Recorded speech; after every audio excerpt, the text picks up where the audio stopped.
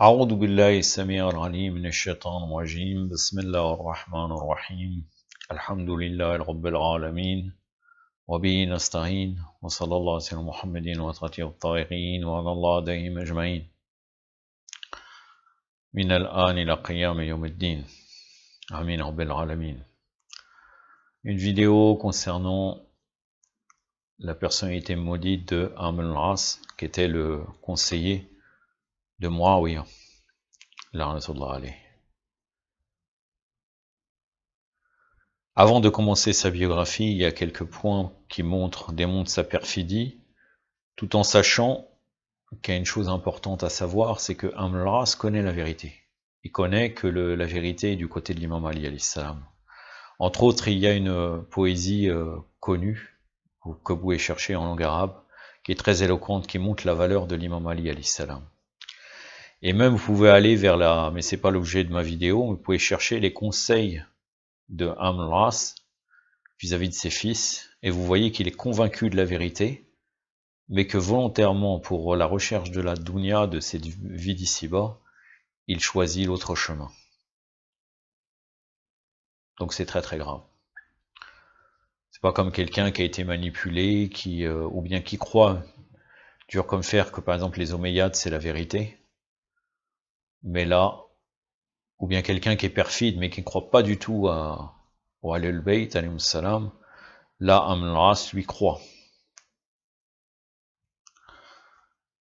Avant de commencer, je vais vous citer deux points importants. La relation de Amr al-As vis-à-vis de Osman ibn Affan, Amr al-As il s'était détaché de Osman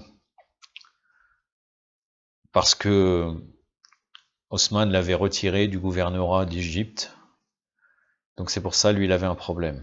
Et donc Amr al-As s'était établi en Syrie, et lorsqu'il a appris le meurtre du calife, du pseudo-calife, et la nomination de l'imam Ali alayhi salam, il écrivait à Muawiyah pour exciter le ressentiment qu'il avait envers l'imam Ali, et pour demander le sang de Osman, donc la vengeance sur Osman ibn Affan. Uniquement par intérêt, parce qu'en vérité il avait un problème avec Osman ibn Affan, vu qu'elle avait été limogée du gouvernorat d'Égypte. Et qu'est-ce qu'il dit Amr al-As? Regardez la ruse. Que pourras-tu faire, lui écrivait-il, lorsque tu auras été dépouillé de tout ce que tu possèdes? C'est ce qu'il disait à Muawiyah. C'est maintenant qu'il faut agir. Muawiyah il l'appela auprès de lui et lui demanda de le proclamer calife. Amr lui dit: je ne sacrifierai ma vie future que si j'obtiens ma part de tes biens matériels. Regardez encore une preuve qui connaît que la vie future, en vérité, l'akhira, elle est avec l'imam Ali alayhi salam. Donc il négocie avec Muawiyah pour ses biens matériels de dunya. Et là, Muawiyah lui dit: dis ce que tu veux. L'Égypte, reprit Amr, à titre de viager. Ça veut dire comme quoi, jusqu'à sa mort, Amr al-As aurait l'Égypte. Muawiyah a consenti à sa demande et lui conféra par écrit le gouvernement de cette province. Amr al-As avait un vers de poésie qu'il avait dit: Muawiyah, si je te sacrifie ma vie future, je n'obtiendrai pas de toi les biens de ce monde. Pense à ce que tu dois faire.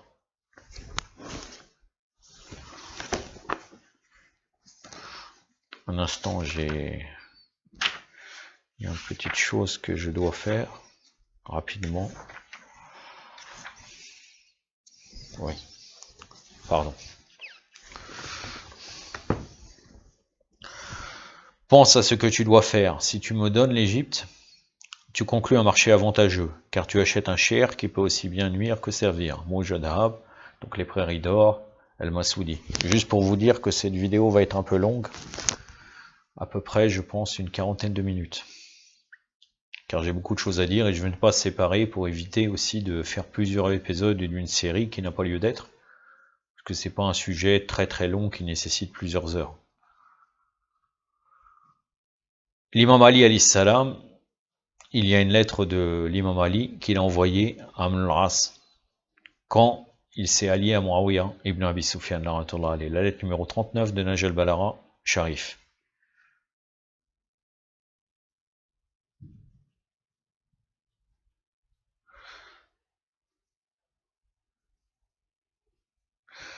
Que dit l'imam Ali? Tu as soumis ta religion à la dunya d'un homme dont l'égarement est manifeste, et dont le secret s'est divulgué. Par ses réunions, il humilie la personne digne, et par sa fréquentation, il ridiculise le sage. Tu as suivi ses pas et tu as recherché ses restes, de la même manière que le chien suit le lion, comptant sur ses griffes pour survivre et attendant ce qui lui sera jeté du reste de sa proie. Ainsi tu as gâché ta vie d'ici-bas et ta vie de l'au-delà. Si tu as agi conformément à la vérité, tu aurais gagné ce que tu recherchais. Si Allah m'accorde de te rencontrer, ainsi que le fils d'Abu Sufyan, je vous ferai payer ce que vous avez accompli, mais si vous m'échappez et demeurez en vie, sachez que ce qui vous attend est funeste pour vous deux. Et Amr al-As, dans le livre que vous trouverez ça, cette parole de Amr al-As, dans un de ses poèmes qu'il adresse à Muawiyah, il avoue cette vérité, le fait qu'il a sacrifié son akhira pour la dunya. Dans le livre Waqa'at al-Siffin, la bataille de Siffin. Qu'est-ce qu'il dit? Nous serons tous deux pour ce que nous avons réalisé dans le feu et au plus bas degré. Donc il reconnaît, encore une fois, il connaît la vérité, il reconnaît que son action l'emmène vers l'enfer. Le sang d'Osman ne saura nous sauver. De Allah le jour de notre situation déshonorante. Certes, Ali demain sera notre adversaire. Il aura comme soutien Allah et le messager. Il nous réclamera des comptes sur bien des choses passées, alors que nous étions très éloignés de la vérité. Quelle sera notre excuse le jour où le voile sera levé? La vérité avec un grand V. Hein, ça montre encore une fois que la vérité n'est uniquement avec Muhammad wa Ali Muhammad. Tout le reste, c'est une pseudo-vérité ou une partie de vérité. Contrairement à d'autres gens qui croient que certaines positions politiques est une vérité, avec un grand V.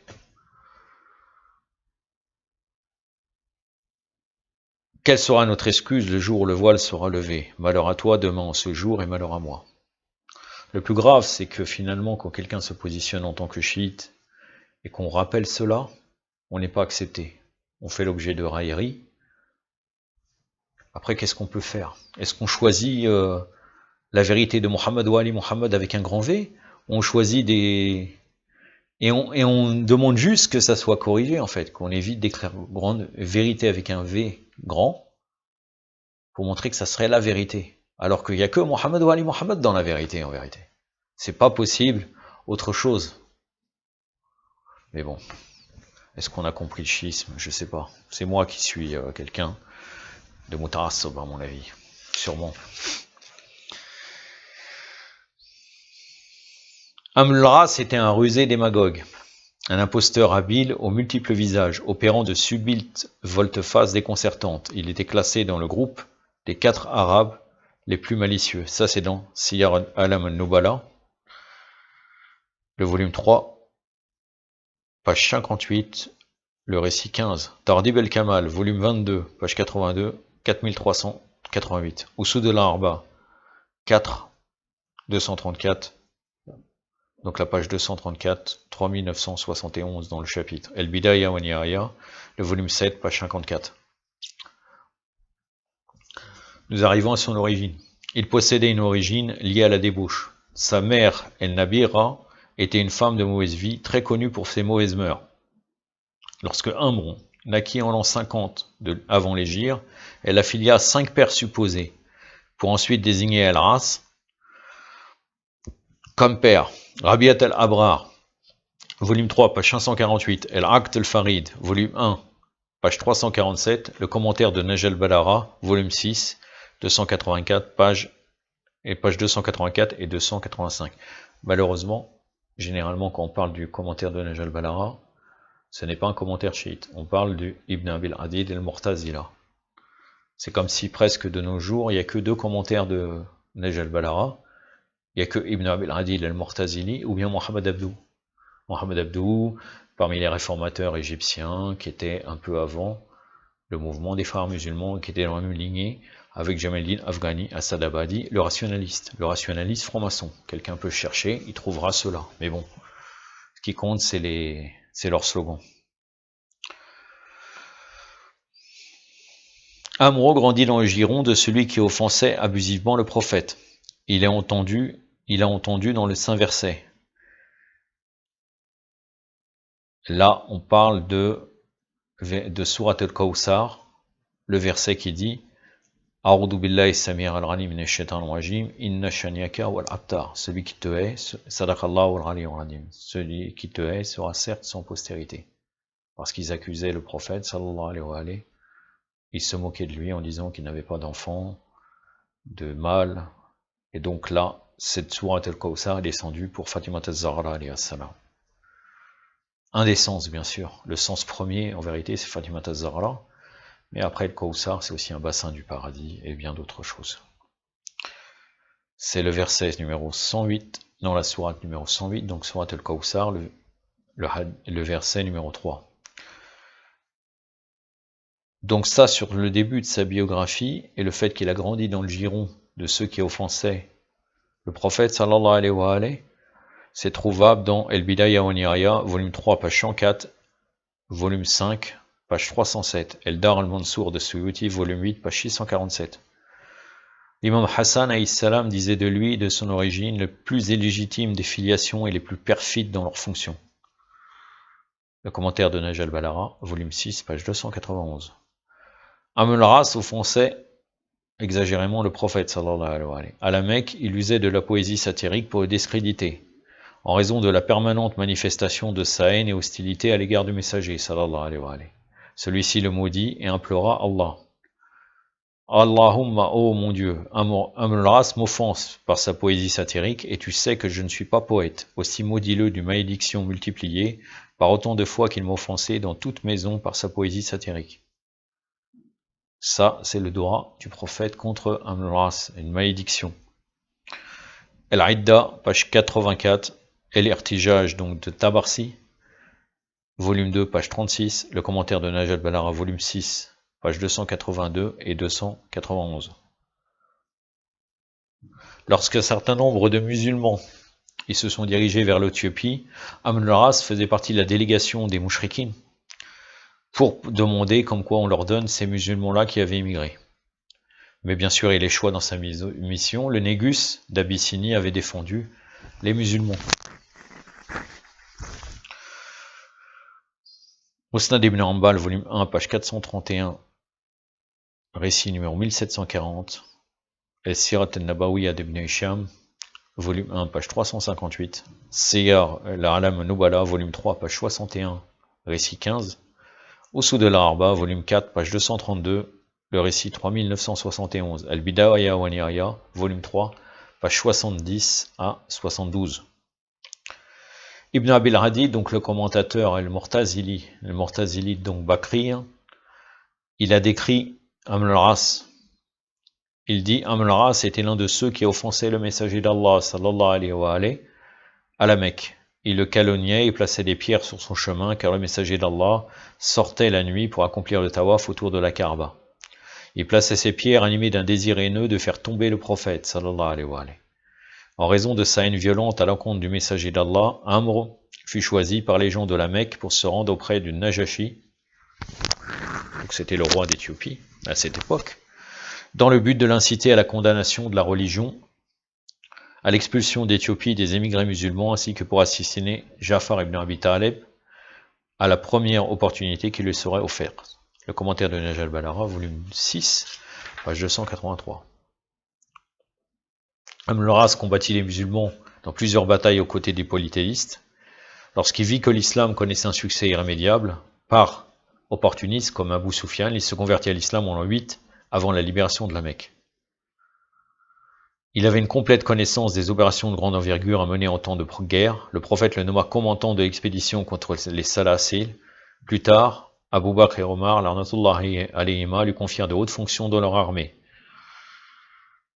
Siyar al-Alam al-Nubala, volume 3, page 67, récit numéro 15. L'histoire de Tabari, volume 3, page 32. Tariq al-Dimashqi, volume 46, page 146. Tardib el-Kamal, volume 22, page 81, le récit 4388.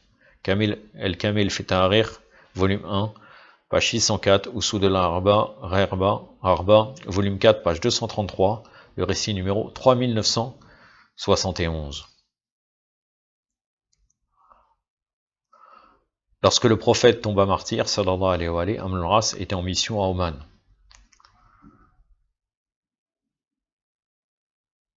Donc là, c'est dans l'histoire de Tabari, volume 3, page 258 et 202, et 302.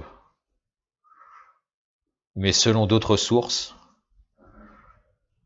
selon Oussoud al-Arba, il était au Bahreïn et non pas à Oman. Dans Oussoud al-Arba, vous allez trouver cela au volume 4, page 233, le récit numéro 3971. Omar ibn al-Khattab, il appréciait beaucoup, il avantageait, le privilégiait. À l'époque d'Omar, Amr al-As conquit l'Égypte et Omar le nomma gouverneur d'Égypte. Sous Osman, il y demeura gouverneur pour quelque temps, puis il fut relevé de ses fonctions par Osman, qui lui préféra son demi-frère par sa mère, Abdallah ibn Saad ibn Abissar, et conformément à sa politique visant à instaurer le règne de ses proches Omeyyades. Il a privilégié un Omeyyade que Amr al-As. Et donc Amr, il fut très malheureux, et il avait un problème avec Osman ibn Affan. C'est pour ça qu'on voit après, c'est pour ça qu'au début, pour démontrer la perfidie dès le départ de Amr al-As, je vous ai cité le récit, où dès que Osman ibn Affan, il est mort, il a été tué, et bien là, il a réclamé la vengeance sur Osman. Alors qu'en vérité, il était mécontent d'Osman. Et d'ailleurs, il joue un rôle important dans la mobilisation des gens contre Osman. Quelle est la preuve de cela? Ansab al-Ashraf, volume 6, page 192, et page 209, et volume 3, page 74. Siyar al-Alam al-Nubala, volume 3, page 73, le récit 15, Mourouj al-Dahab, volume 2, page 363, Oussoud al-Arba, volume 4, page 234, le récit numéro 3971, El-Futur, volume 2, page 418, El-Bidaya wa Nihaya, volume 7, page 170. Amr al-As était un grand filou. Il possédait une grande connaissance de son époque. Il était aussi passionné de cette vie d'ici-bas. Il était totalement esclave de ses passions. Il savait pertinemment qu'il ne pouvait pas rivaliser avec Amir al-Mu'minin Ali alayhi salam. Mais c'est pour ça qu'il préféra, par rapport à sa recherche de dunya, aller chez Muawiyah. Dès l'instant où l'imam il a pu exercer sa fonction de calife, il était conscient que seul son amour pour cette dunya, c'était ça qui conduisait sa vie. Et un jour, il en fit part à Muawiyah en ces termes: dans les luttes sordides que nous menons, il ne s'agit en fait que de servir la dunya. Il est conscient de toute façon qu'il n'y a rien du tout. C'est-à-dire, à la limite, Muawiyah ne croit à rien, mais lui, il sait très bien qu'il sacrifie. Il croit à l'akhira, mais encore une fois, il sacrifie, il préfère la dunya. Il dit, on combat uniquement pour servir la dunya. Siyar al-Alam al-Nubala, volume 3, page 72-75, El-Futur, volume 2, page 511, El-Imam al-Siyasa, volume 1, page 116, et bien d'autres références. Et c'est pour ça qu'après, il a demandé le gouvernement d'Égypte, pour la dunya, à Muawiyah. À la bataille de Siffin, il était le commandant de l'armée de Damas. Il était le conseiller de Muawiyah et chef des opérations militaires sur le champ de bataille. Il était dur de cœur, de pensée obscure, l'amour de la dunya l'avait aveuglé et empêché d'être du côté de la vérité. La vérité au corps, Amir al-Mu'minin, avec un grand V. Pourtant, il reconnaissait les vertus et valeurs d'Amir al-Mu'minin alayhi salam et ne manquait jamais l'occasion de les louer. Ces allusions, je les fais pour quelqu'un, mais de toute façon, je sais pertinemment que je doute fort qu'il regardera la vidéo. Mais pour d'autres gens qui considéraient éventuellement qu'il y a d'autres vérités que Muhammad wa Ali Muhammad, tout en étant chiite, prétendument Rafidi ou Baha'i. C'est pour cela que je parle. Je parle pas pour cette personne. Ça m'intéresse pas.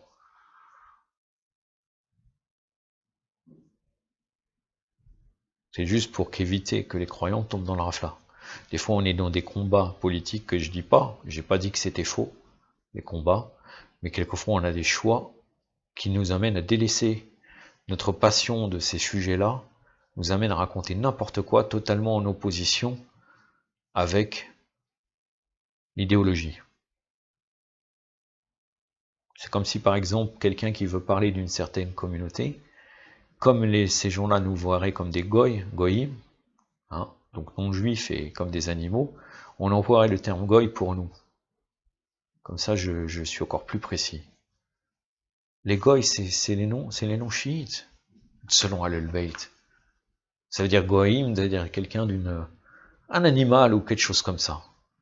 Vous pouvez aller dans les hadiths, quand les imams décrivent les chiites, quand il dit nous sommes les seigneurs des Arabes, les chiites sont les Arabes et les autres c'est les basses conditions. Il y a même d'autres choses, il y a plusieurs divisions qui démontrent que les Ahlul Bayt sont le summum, que les chiites les suivent, et le reste c'est racaille stupide, très bas, très très bas. Et nous on emploie ces termes-là. Mais après on va me dire non, je comprends rien, c'est du second degré. Oui, second degré, ouais. Je suis une femme, moi, le second degré c'est, comme quoi les femmes n'ont pas de second degré. Peut-être c'est possible pour beaucoup de femmes. C'est-à-dire qu'elles ne comprennent pas les plaisanteries, il reste s'il y a du second degré, et nous aussi on est comme ça, on est trop radical. On est trop radical.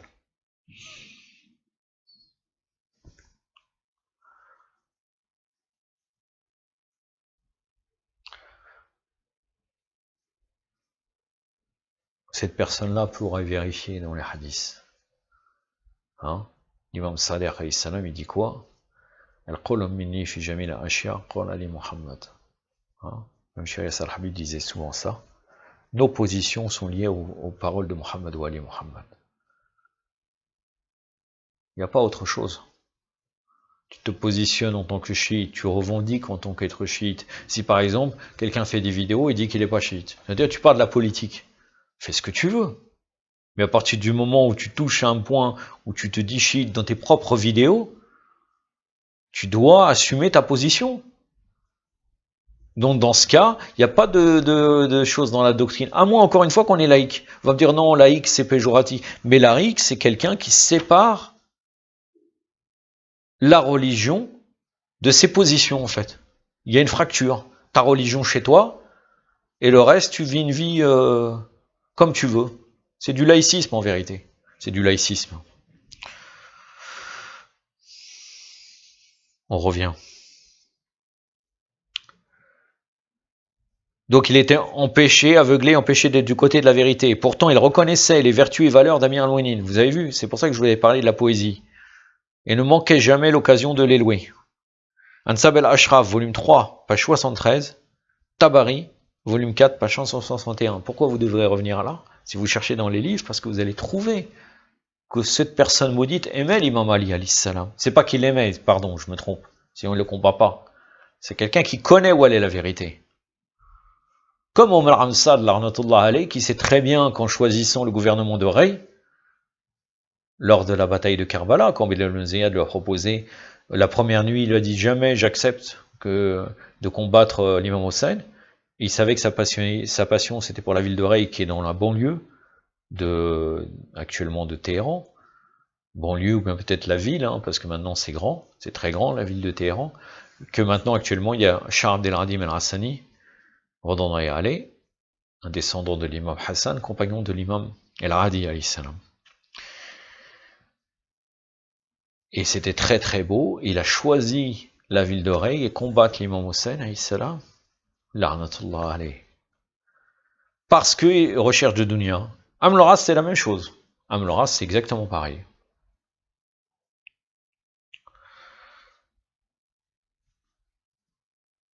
El Arbar al-Tiwal, page 158. La bataille de Siffin, page 341-343.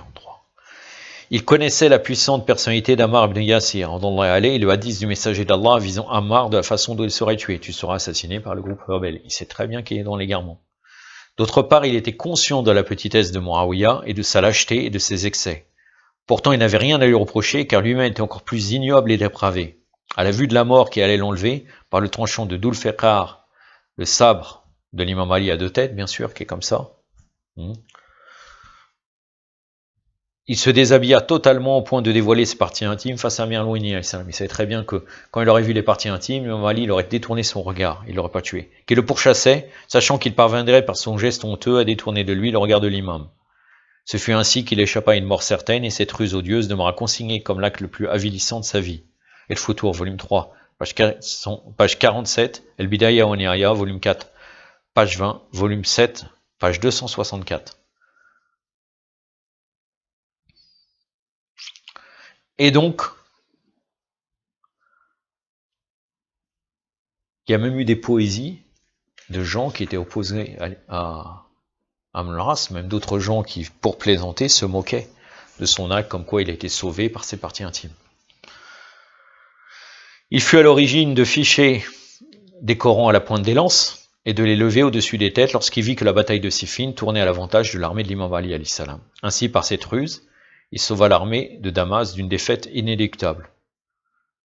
Avec Malik el-Ashtar qui était au cœur, qui la première fois quand on lui a dit de revenir, il a dit je reviens pas, et après comme les compagnons de l'imam Ali, soi-disant compagnons que quand ils ont vu qu'ils ont levé les sabres, ils ont levé les Corans, et ben l'armée de Muawiyah, ils ont fait de la pression à l'imam Ali en disant on va te tuer si tu ne dis pas à Malik el-Ashtar de revenir, il faut stopper la bataille. Donc il a été obligé d'obéir. Il a été obligé d'obéir à l'imam Ali, bien sûr, parce que l'imam Ali a dit si tu ne reviens pas, c'est moi ils vont me tuer. Donc reviens. Et là Malik el-Ashtar est revenu. Mais Malik el-Ashtar a gagné la bataille. C'était fini de Muawiyah et l'histoire serait passée autrement. C'est-à-dire l'histoire serait passée autrement. On ne sait pas ce qu'il y aurait eu. Sûrement il y aurait eu une bataille avec la bataille de peut-être des gens qui auraient rejeté, qui seraient sortis, ils auraient fait la guerre contre l'imam Ali, mais peut-être qu'après, il y aurait eu l'imam Hassan qui aurait gouverné sans que Muawiyah, vu que Muawiyah a été éliminé, sans que Muawiyah s'oppose. Donc tous ces actes-là ont déterminé l'histoire. Et cette histoire sombre, entre autres, est une grande cause de ce maudit de Amr al-As. Donc comme ça, par cette ruse de lever les Corans, il sauva l'armée de Damas d'une défaite inéluctable. Il représenta Muawiyah lors de l'arbitrage du Saint-Coran, du pas Abu Musa al-Ash'ari en orientant la conclusion de l'arbitrage au profit de Muawiyah, ce n'est pas notre sujet, préparant ainsi le terrain à d'autres fitnas. Sinon on va commencer à développer Abu Musa al-Ash'ari, qui est-il, qu'est-ce qui s'est passé, comment, revenez dans les livres d'histoire, Inch'Allah. Mon sujet est Amr al-As. Il était l'un des plus zélés et actifs propagandistes de fausses rumeurs concernant Amir al-Mu'minin Ali alayhi salam.Nej al-Balara, sermon... Non, pardon. Oui.Nej al-Balara, sermon 84. Vous allez le voir par la suite, je vais le citer. Et la Ramali de Toussi, page 131, récit numéro 208. El Rarad, volume 2, page 513. Son rôle dans le renversement des situations et dans la tromperie populaire pour amener les gens à s'opposer à Amir al-Mu'minin Ali exprime bien la bassesse de son comportement, son cynisme et sa perfidie. Dans son sermon 84, l'imam Ali Salam avait signalé un fait très important à ce sujet. Amr al-As combattit Mohammed ibn Abu Bakr et prit le pouvoir en Égypte.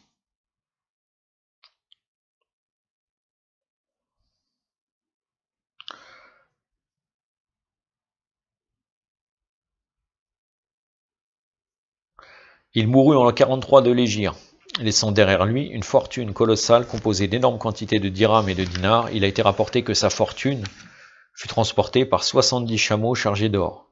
Sir Alam Nubala, volume 3, page 77, le récit 15.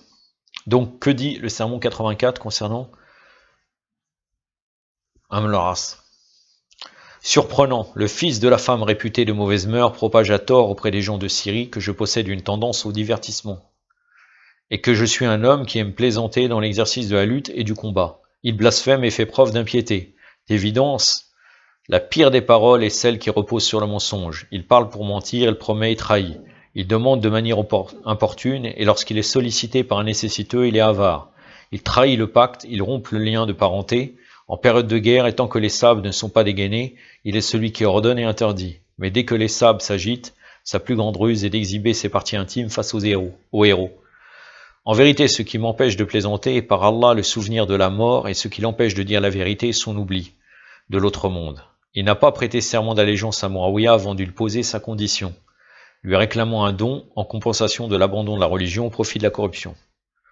Le don, bien sûr, c'est l'Égypte.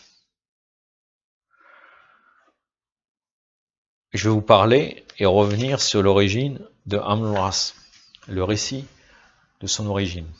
Dans l'ouvrage Rabi al-Abrar, El-Nabira, la mère de Amr al-As, était l'esclave d'un homme de la tribu de Hanza. Elle fut capturée puis achetée par Abdullah ibn Jardan, elle devint une prostituée. Puis libérée, elle eut dans le même mois des rapports sexuels avec Abu Lahab, Umayya ibn al-Khallaf, Hichem ibn Mughira, Abu Sufyan ibn Harb et As ibn Wa'il.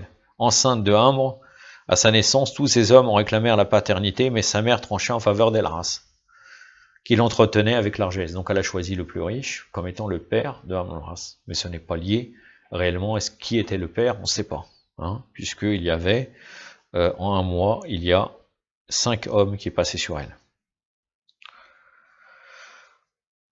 On rapportait que Amr ressemblait à Abu Sufyan. C'est ainsi que Abu Sufyan ben Haris ben Abdel Muttalib récita ces 2 vers. Ton père est Abu Sufyan en toute vraisemblance, car nous voyons en toi les traits de la ressemblance. Rabi al-Abrar, volume 3, page 548. Dans l'ouvrage El-Aqd el-Farid, selon Abdullah ibn Sulayman el-Madani et Abi Bakr el-Adli, Arwa, fils d'El-Haris, fils d'Abdel Muttalib, arriva chez Muawiyah alors qu'elle était très âgée. Lorsque Muawiyah la vit, il dit « Bienvenue, sois la bienvenue aux tantes, comme bien tu fus loin de nous. » Elle répondit « Ô fils de mon frère, tu as été ingrat envers le bienfait, tu as mal agi envers ton cousin, fils de ton oncle. En trahissant sa compagnie, tu t'es fait appeler par un nom qui n'est pas le tien. Tu t'es accaparé le droit d'autrui, sans aucune gloire pour toi, ni pour tes parents, ni aucune œuvre louable pour l'islam, surtout après avoir renié le messager d'Allah, sallallahu alayhi wa alayhi. » Ici, avec insolence, Amr al-As l'interrompit. « Ça suffit, vieille femme égarée. Puis réduis tes propos en raison de ta mémoire défaillante. D'ailleurs, seul ton témoignage n'a pas de valeur. » Elle lui répondit, « Ô fils, ô toi, fils d'En-Labira, tu oses parler alors que ta mère était la chanteuse la plus connue de la Mecque et qui se faisait payer chèrement. 5 hommes de Quraysh ont réclamé ta paternité. La question fut posée à ta mère qui reconnaissait s'être donnée à chacun d'entre eux. Déclara, voyez auquel il ressemble le plus et rattachez-le à lui. Comme ils trouvèrent que tu ressemblais à Al-Ras ibn Wa'il, son nom t'a été donné. » El-Aqd el-Farid, volume 1, page 346. Dans l'ouvrage Balarat al-Nisa, selon Anas ibn Malik, Anas ibn Malik, celui qui montait, un des menteurs le plus, selon un hadith de l'imam Sadiq alayhi salam, qui montait le plus sur le prophète, sallallahu alayhi wa sallam, qui était le serviteur du prophète, serviteur jaloux de l'imam Ali alayhi salam. Vous pouvez revenir au récit de l'oiseau grillé, vous trouverez cela. La'anatullah alayhi. Amr al-As dit à Arwa ibn al-Haris, ô toi la vieille femme égarée, réduis tes propos et baisse ton regard. Elle lui dit, qui es-tu, ô toi sans mère? Il répondit, Amr al-As. Il lui dit, ô fils de la débauchée, El-Nabira, tu oses t'adresser à moi? Ton ignoble condition t'oblige à garder le silence et à te préoccuper de ta personne. Par Allah, tu n'es pas compté parmi les purs Quraysh ni parmi leurs nobles. 5 hommes comptés parmi les Quraysh comme un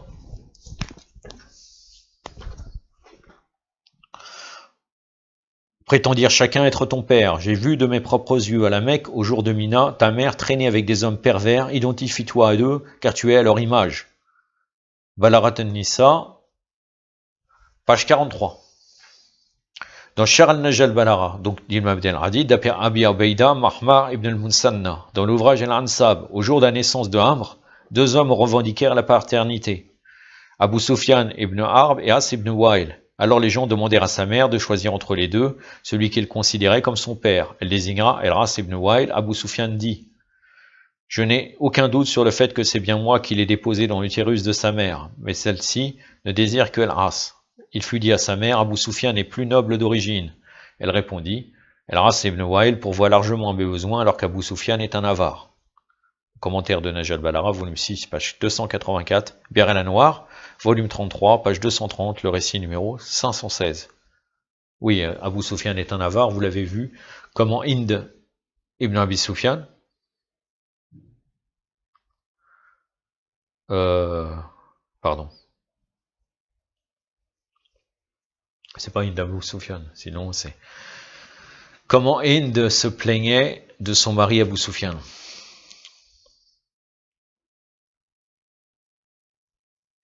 Un jour, Al-Ras, il vient voir Muawiyah, qui était devenu vieux et faible. Dans Mourouj Dahab, donc dans les prairies d'or d'El-Masoudi, nous avons relevé les extraits suivants. Au lit, chez Al-Waqidi, Al-Ras vient un jour visiter Muawiyah, qui était devenu vieux et faible. Auprès de lui était son affranchi Wardan, et c'est en présence de ce seul témoin qu'eut lieu la conversation suivante.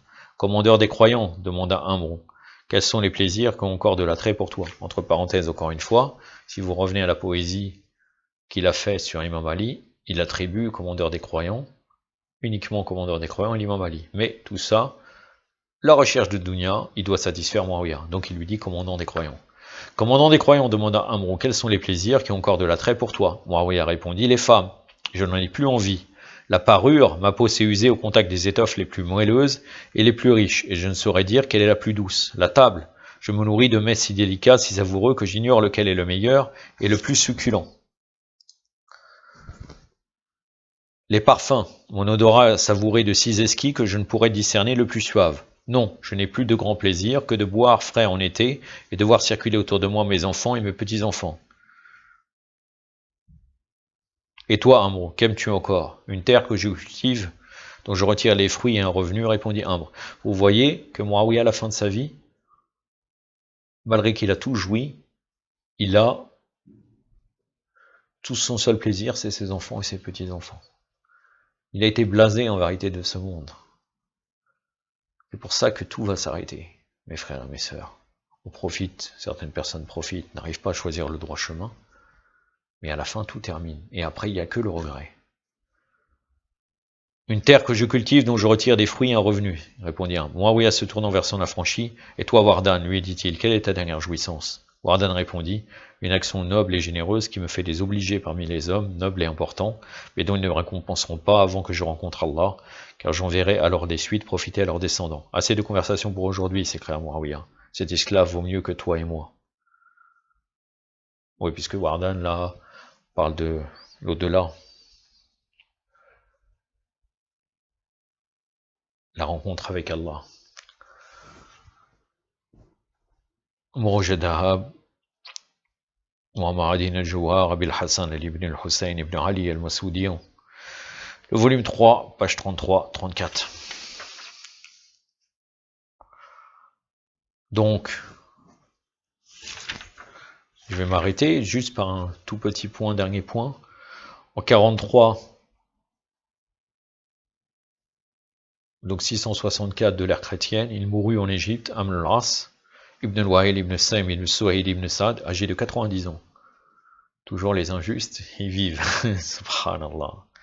Il avait gouverné l'Égypte pendant 10 ans et 4 mois. Voici sa dernière invocation. Seigneur, je n'ai pas d'immunité à t'invoquer, pas de puissance pour me défendre. Tes ordres, je les ai transgressés. Regardez Mal'oun, ce maudit, il connaît la vérité, il connaît encore une fois. Il sait qu'il a transgressé les ordres. C'est pas Shaitan qui l'a. Shaitan, bien sûr, il est embelli. Il lui a fait orienter. Mais c'est pas Shaitan qui toute sa vie lui a fait croire qu'il était dans la vérité. Il y avait des gens qui pensaient que la vérité était du côté des Omeyyades. Lui, il sait, tes ordres, je les ai transgressés, tes défenses, je les ai violés. Et voici, mon Dieu, que j'appuie ma tête dans mes mains. Puis il mit son doigt dans sa bouche, jusqu'à ce qu'il rendit le dernier soupir. La prière funéraire fut accomplie au jour de la fête de la rupture du jeûne, donc l'Aïd el-Fitr, par son fils Abdallah, lequel commença par cette prière avant celle de la fête qu'il dirigea ensuite.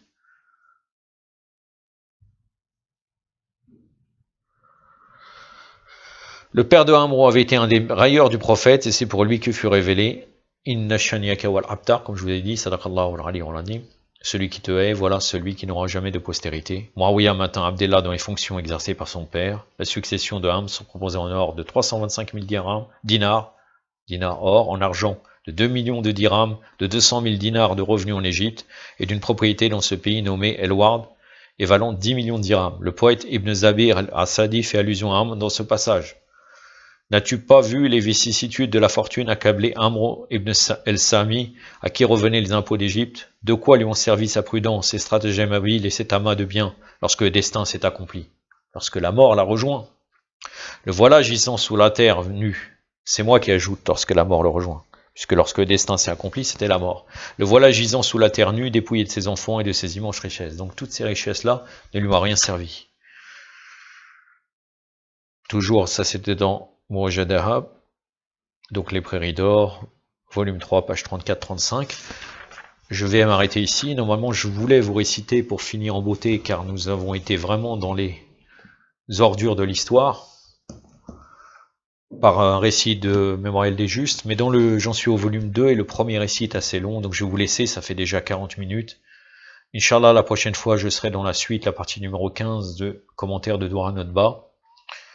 Puis j'aurai une vidéo sur un discours de l'imam Ali présent dans Nahj al-Balagha, une lettre qu'il envoie à Muawiyah très très importante, avec beaucoup de choses qui peuvent nous servir.